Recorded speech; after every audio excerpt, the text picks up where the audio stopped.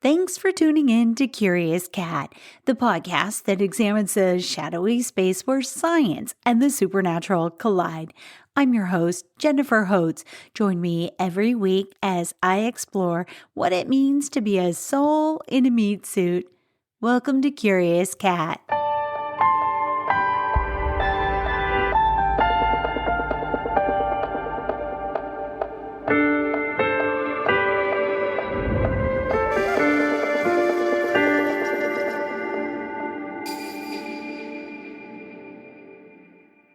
Have you ever been to a place in California called Medicine Lake?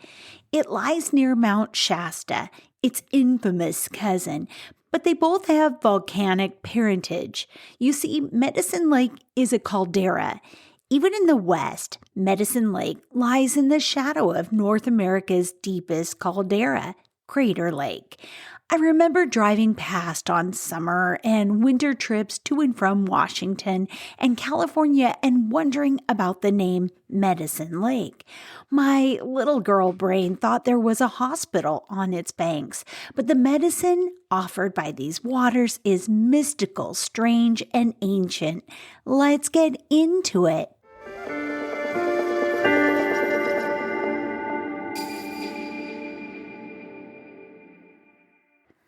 Why are the mountains always considered sacred? And how did I miss this connection my whole life until now? Well, I found the answer from Ancient Origins, who writes, "Throughout history, mankind has always been drawn to mountains as a sacred feature of the landscape. It's likely that mountains are among the oldest places of worship on the planet. The first temples, they figure prominently in the earliest religious myths of mankind, and our connection to them is so powerful that many of the world's oldest monuments, such as the Egyptian and Mayan pyramids, were obviously built in their semblance." Okay, I really did miss this connection up until right now. Of course, it makes perfect sense. Somehow, the overruling thing in my brain when I saw pyramids is to look up to the stars. But imagine the ancient ones. Mountains were like a staircase to the heavens.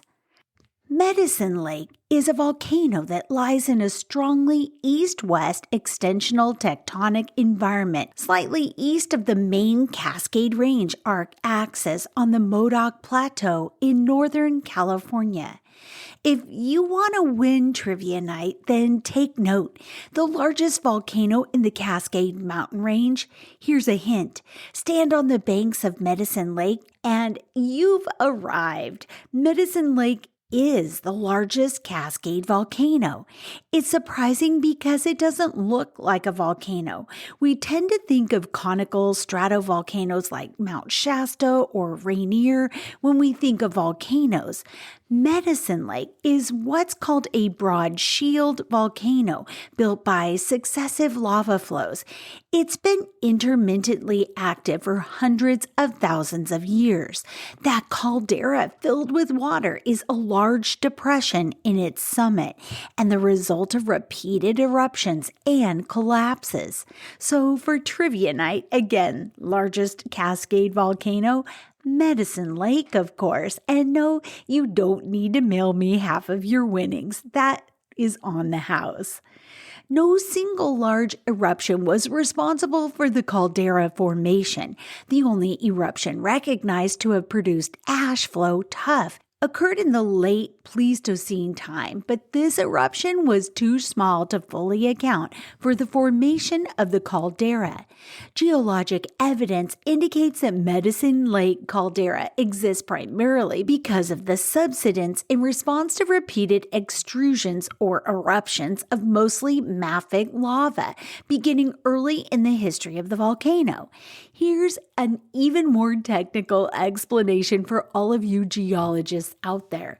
Medicine Lake Volcano is located at the intersection of major tectonic features, including the northwestern extension of the Walker Line Fault Zone. The volcano is positioned at a kink where northwest trending faults entering the volcano from the south turn to the northeast and then back to the northwest. Therefore, it is located within a zone of crustal weakness that likely provides a preferred pathway for magma to reach the surface. The regional fault trends are the primary control on vent location. The volcano is constructed mainly of mafic lavas, although drill hole data indicate that a larger volume of rhyolite is present than is indicated by surface mapping.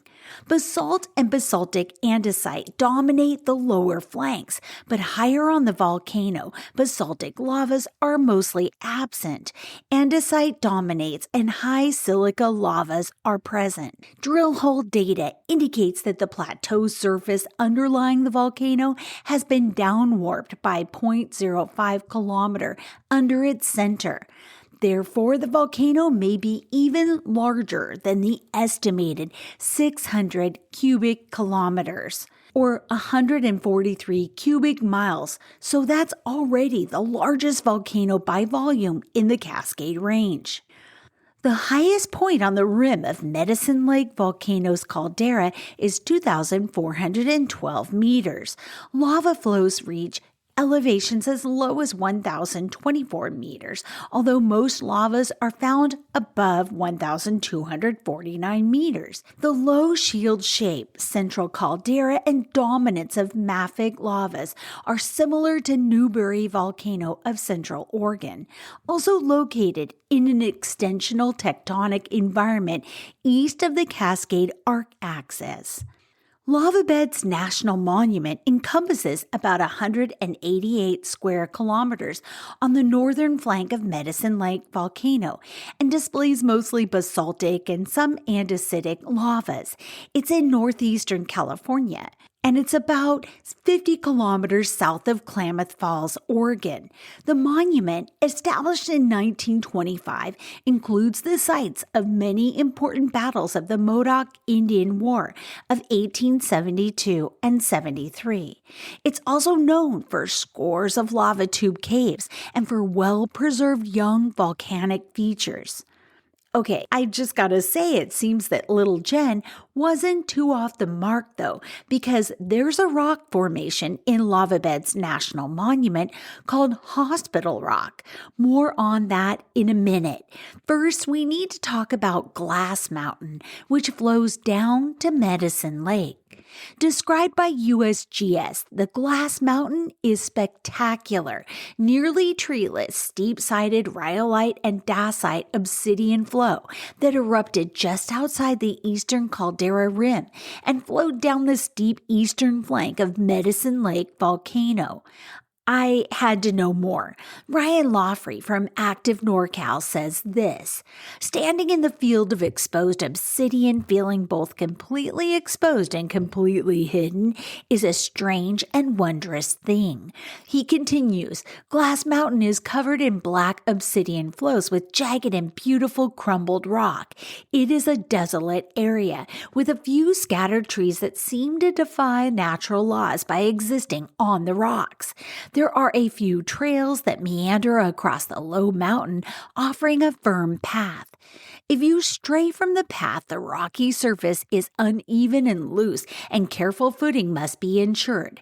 We found huge chunks of gleaming obsidian, as well as thin strips of obsidian that were nearly translucent, no doubt giving rise to the name of Glass Mountain.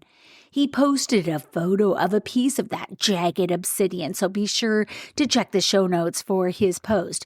But I need to mention, in case you go there, it's illegal to take the obsidian. Leave it in its place, please.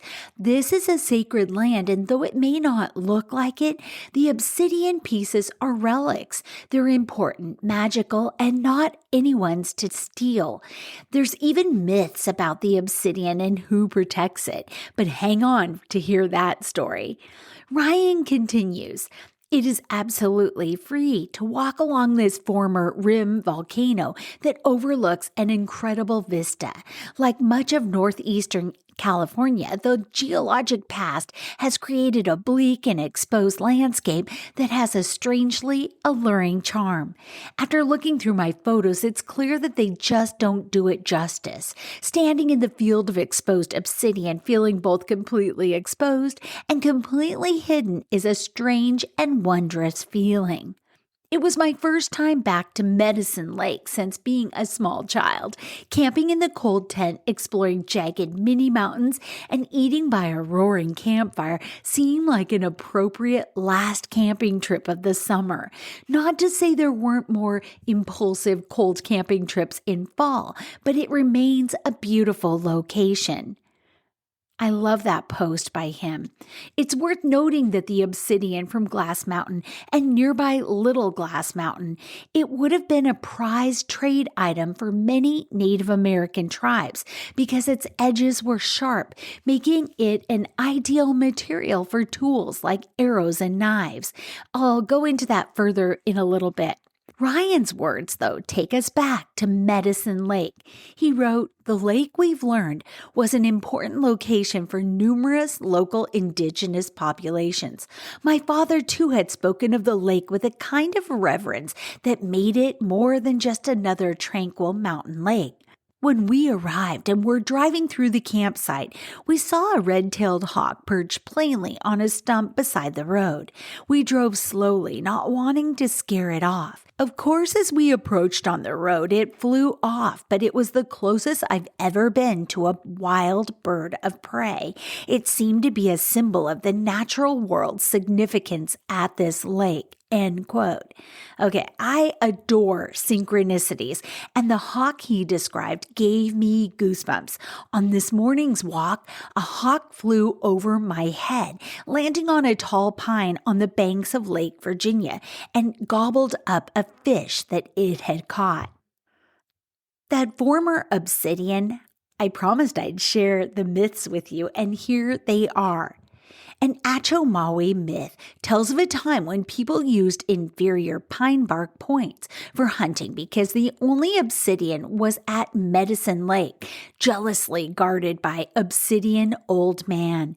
The trickster ground squirrel went to Medicine Lake and deceived Obsidian Old Man to obtain his obsidian points and knife. Ground Squirrel then showed his people how to use the obsidian to make proper hunting points, bringing an end to the use of bark points.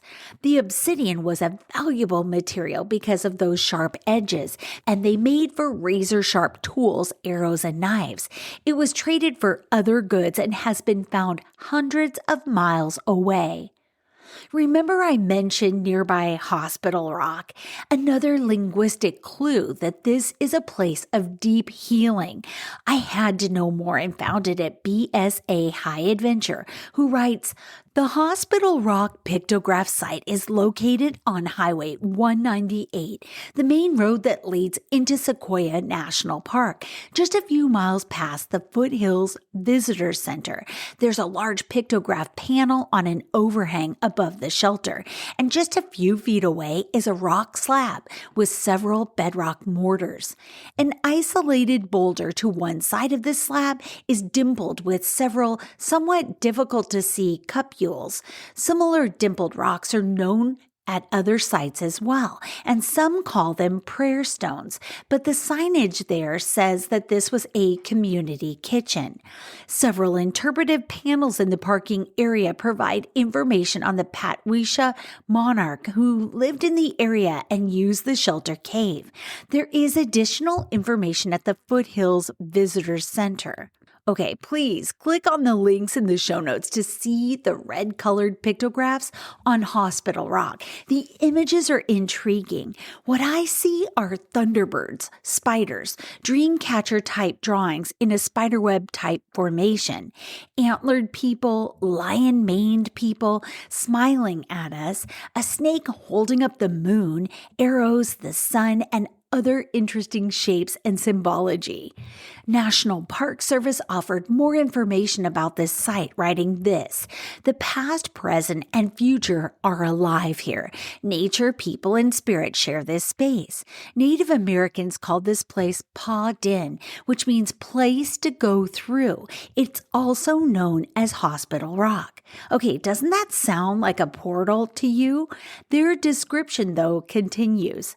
"This spot along the Kauai River supports a diverse mix of animals, plants, and trees. The richness of this landscape made it an ideal location for Pa Din, a village that was home to hundreds of California Native Americans. Today, it is still an important place for the descendants of the village and a site where people of the backgrounds of many places come to rest, play, and explore the natural world. The Hospital Rock area features hot, dry summers and cool, wet winters. Snow, ice, and water carve the surrounding hillsides and valley floor. In this place, several large granite boulders provided temporary shelter or space for tribal gatherings. The area namesake rock, Pa Din, or Hospital Rock, is a massive 60-foot long and 20-foot wide rock. Like the landscape, the river is a life force.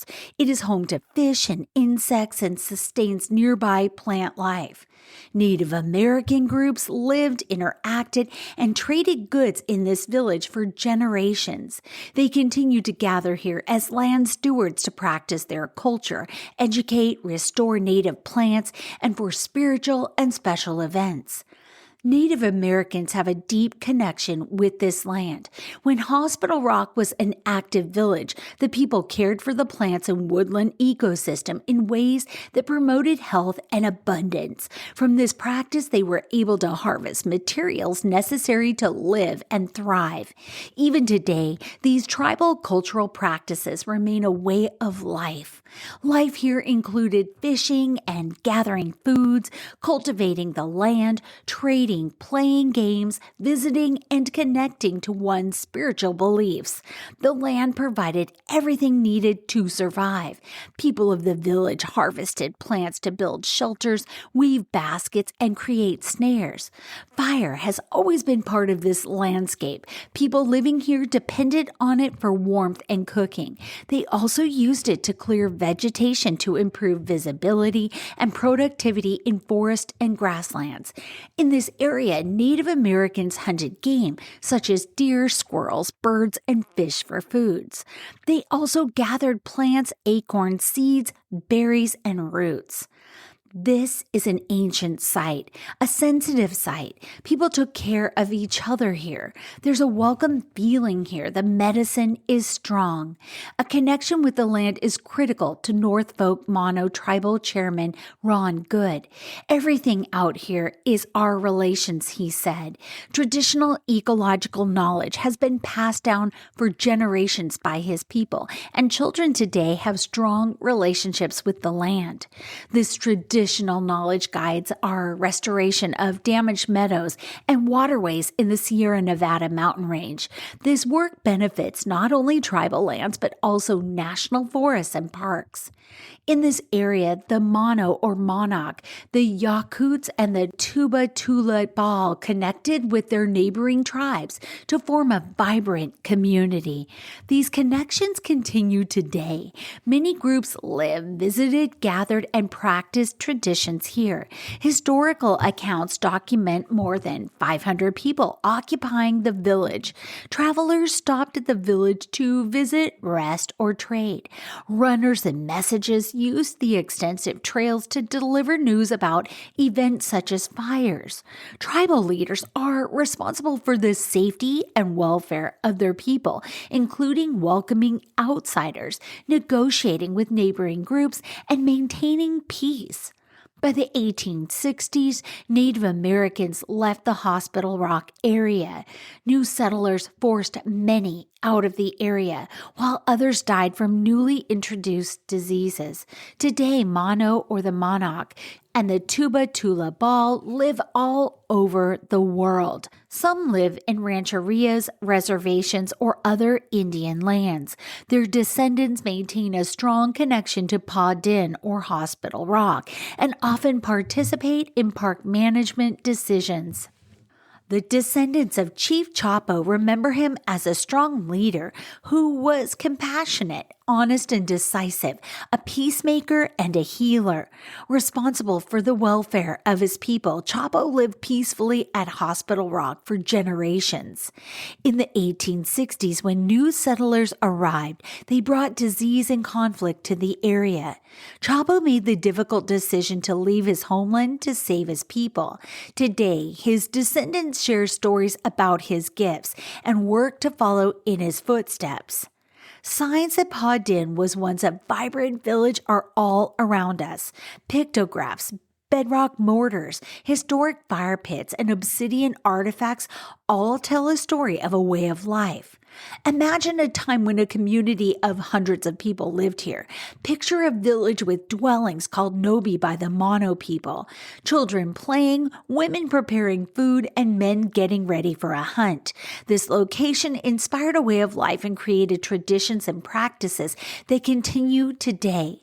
Village women processed acorns into flour that was a staple food. They made depressions in flat bedrock to create grinding holes or mortars, and used cylindrical stones as pestles. Redbud shrubs provided strong, flexible shoots that were split or kept whole to weave into baskets. Elderberry shrubs were used for food, cultural uses, medicine, or ceremonial use. Items such as beads and obsidian, volcanic glass may be found here. If you find an artifact, help us by leaving it where it is. Take a picture, note the location, and report your finding to park staff.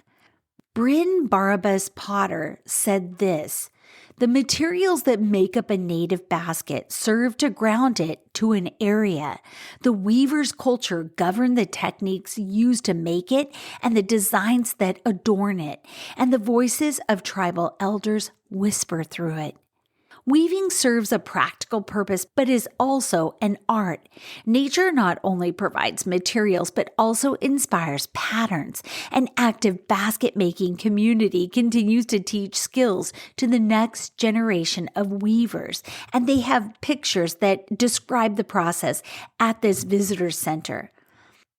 What memorable traditions still occur here or in the past and present? The Hospital Rock area has a rich history of people, events, and activities that shape it and create a sense of community. Those granite rocks near the pictographs of Hospital Rock served many purposes, such as a shelter, a place of healing, and a location for ceremonies. Today, families picnic together here, share memories, swim in the river, and hike in this spot. I kept wondering, it said healing in the description, but I was wondering, is there other verbiage about how the Hospital Rock got its name? It was named for two separate incidents, specifically in the 1800s, where injured pioneers were nursed back to health at the site by Native Americans. The first occurred in the 1860s when John Swanson was injured, followed by a similar event in 1873 involving Alfred Everton. The Native Americans historically used the area as a shelter, a place for healing and for ceremonies, of course, and the English name reflected its use as a location for recuperation.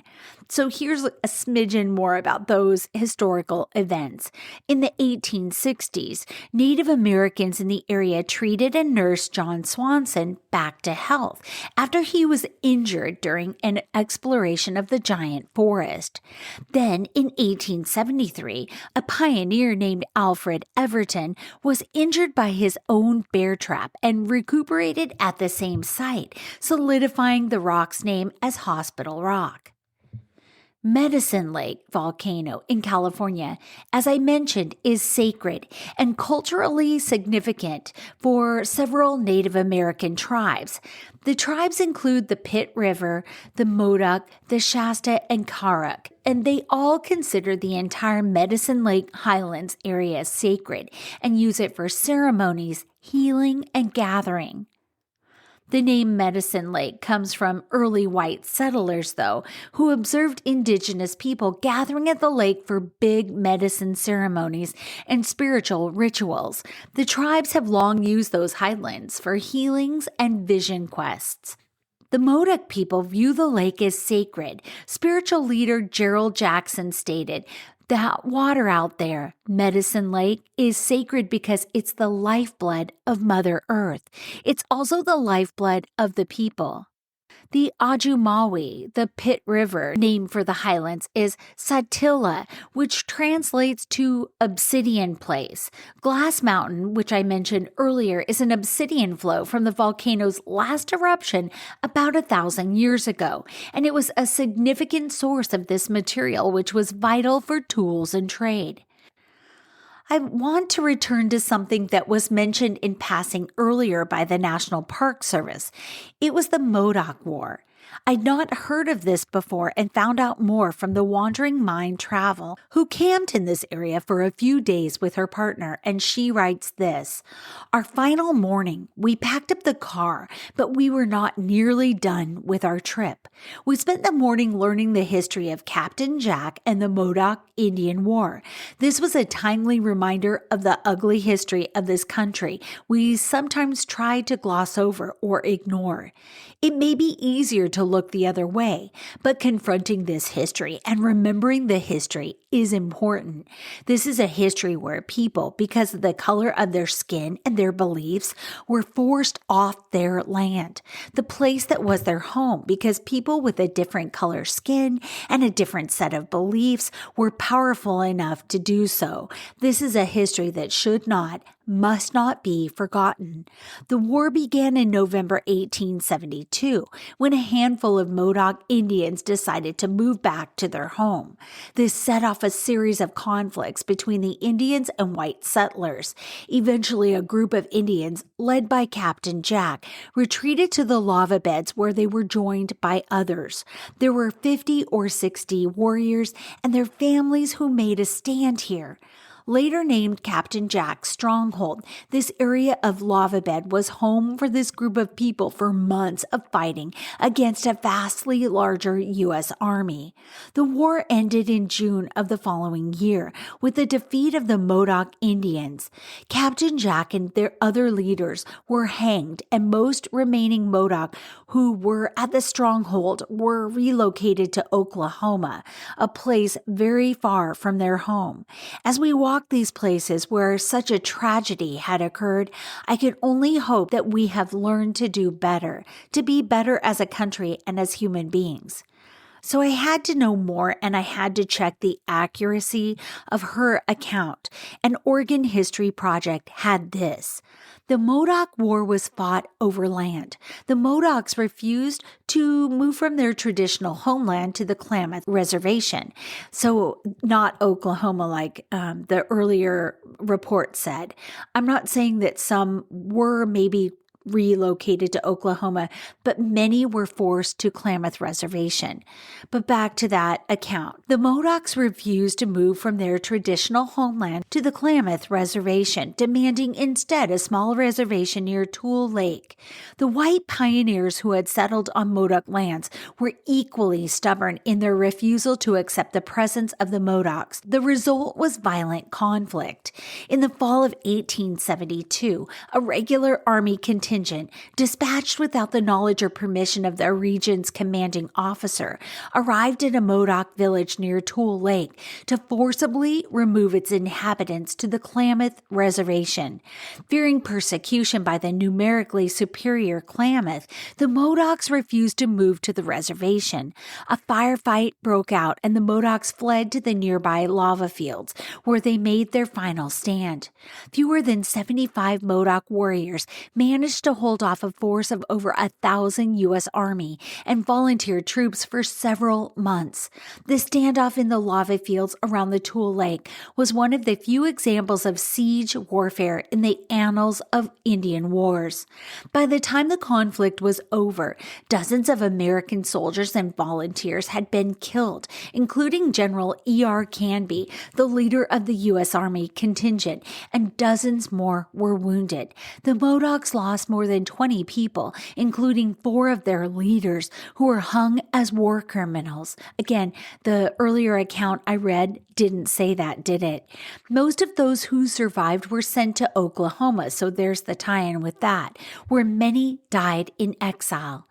In the end, the federal government spent hundreds of thousands of dollars to remove the Modocs, substantially more than the $20,000 it would have cost to buy the small plot of land over which the war was fought. God damn, there's a lot to unpack here. First, this sick simpleton way of seeing all First Peoples by Americans. I can just see it. Stick the Modoc people where the Klamath tribe was, not thinking groups of people are different and that the Modoc would be under threat somewhere else.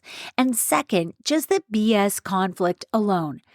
There are now, and so definitely back then, vast amounts of wide open space in the West, and they couldn't leave the Modoc alone, find a different place to inhabit.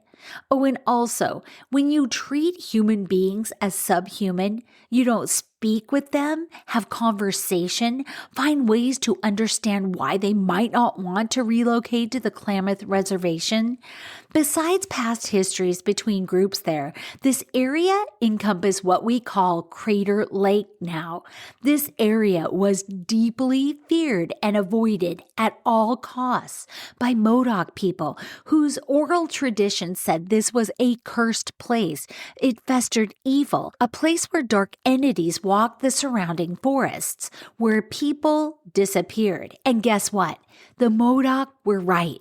I covered a teeny fraction of the cases of missing people from Crater Lake in my Cascadia episode on Crater Lake. The Modoc knew and know the real truth. I'm realizing more and more that my ill ease with the Shasta area has gotten more to do with these bloody conflicts than the mountain itself. The land retains a memory of that death, that wronging. Like the Medicine Lake volcano, that awful energy spreads wide and deep. I had to understand more about the Klamath tribe too. And let's take a deep breath. This is what I found out on Oregon History Project. When white explorers entered the Klamath Basin in the 1820s, the Klamath Indians occupied the upper Klamath Lake area, which included Klamath Marsh and the Sprague and Williamson rivers. The Modoc people inhabited the Tule Lake area of Northern California and Southern Oregon. Yahooskin land bordered Klamath territory to the west and extended east into present-day Lake and Harney counties. Native uprisings and valuable tribal land, however, convinced the U.S. government to relocate many Native groups onto reservations throughout the country. The Treaty of 1864 merged the Klamath, Modoc, and Yahooskin tribes into the Klamath tribe and onto a single reservation in the Klamath Basin. The reservation contained thousands of acres of ponderosa pine. The treaty provided for a sawmill, and proceeds from timber and lumber sales funded a tribal government and a health clinic. By the 1950s, the Klamath tribe was one of the wealthiest Native groups in the nation. In 1954, despite Bureau of Land Affairs and tribal opposition, Congress passed the Klamath Termination Act, which terminated federal recognition of the Klamath tribe. The act discontinued federal social services, such as free education and organized tribal lands, into national forest areas, or areas that could would be sold. This U.S. government map, distributed in January 1961, which they have in the links on my show notes, explained how Klamath tribal lands would be organized into U.S. National Forest lands. According to anthropologist Patrick Heinall, the Klamath were targeted for termination because of their timber assets and because Congress was convinced that the Klamath people were virtually assimilated into white society, meaning they no longer needed special assistance. By the 1970s, the majority of tribal members were living below the national poverty line. We're talking the 50s, the 60s, and the 70s. That's not that long ago. I don't know what to say, just to, I guess, like Toad said to Frog, I will sit on the porch with you and be sad. That's all I can do. And I guess keep the history alive by sharing it here. So thank you for listening to it. I hope you don't mind if I pivot to Obsidian, found in the Medicine Lake area. It's a grounding of our energy. This stone is used by many spiritual groups to ground energy, connect with Mother Earth, release negative energies, rid the aura of parasites, and more. I thought it'd be interesting and actually apt timing to learn more about obsidian before we close. Obsidian is super sharp. It's even sharper than steel. Obsidian blades can be so thin and so sharp that they cut even better than a metal scalpel. Because it's so sharp, ancient people used obsidian to make arrowheads, blades, and cutting tools. Obsidian, when it breaks, it creates these smooth, curved shapes with very sharp edges. So obsidian isn't just a beautiful black stone. It comes in a variety of colors and patterns. There's snowflake obsidian. So some obsidian has this white blotchy pattern that looks like snowflakes on it, and that's snowflake obsidian. There are other types of obsidian too, including rainbow obsidian that has a colorful iridescent sheen. Here are some modern uses for obsidian. As jewelry, you can find polished obsidian used in gorgeous jewelry pieces. Ancient people polished obsidian to make reflective surfaces like early mirrors or used it for scrying, looking into the future. Some artists even carve large pieces of obsidian into sculptures. Did you know obsidian's unique sharp edges are useful in modern times, with some surgeons still using them for delicate surgeries? Obsidian is not as hard as a diamond, but harder than a mineral like talc. Okay, as my father used to say about that fact, no shit, Sherlock. Other interesting facts about Medicine Lake that I cannot resist sharing. Astronaut training took place at Medicine Lake. Yeah, in the 1960s, NASA astronauts trained for future moon landings in the pumice fields of the Medicine Lake Highlands. And I can't resist sharing this last one. You might be wearing something or have a product in your closet that was shaped by the stones found around Medicine Lake. What? Yeah. Legally harvested pumice in the fields of Medicine Lake's Upper Highlands, they are used to stonewash denim. Or maybe yours are sitting in a giveaway pile in the trunk of your car. Thanks for listening to Curious Cat. Until next week, stay curious. I love you.